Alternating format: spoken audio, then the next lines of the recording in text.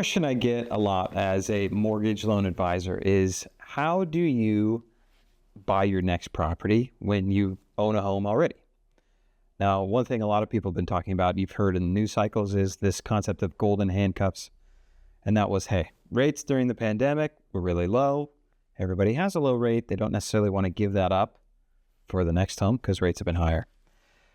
But as time's gone on, the market's normalized a bit and people are realizing, hey, this is kind of what the market looks like.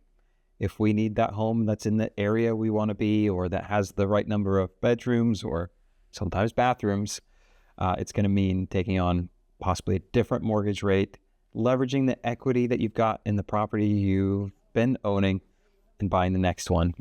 But sometimes it's complicated when you're trying to buy your next home when you own one. The standard process is called doing a contingent offer. That means you're buying a home that is contingent, means it's based on the home that you're selling. Pretty normal. But a lot of times that can be problematic because a seller, they want what we call the fastest path to their cash. They don't want to know that you as a buyer are depending on somebody else coming and buying your property.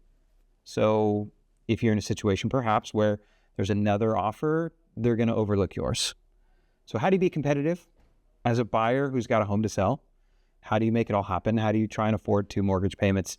The solution is often called buy before you sell, or bridge financing is sometimes the common term. It comes in a couple different formats, and there's lots of options that are out there. They're not always a perfect fit for every buyer, and I like to let people know sometimes a contingent offer or path is the best path, but there are tools that we can use if you don't want to just go straight contingent on it, okay? Or potentially lose out on the home that you're buying. One thing that can happen that people don't always know is that if you have a contingent offer accepted on a property that you're excited about, but your home hasn't sold, and another buyer comes along, at least in the state of Washington where I operate, you can get what's called a bump notice.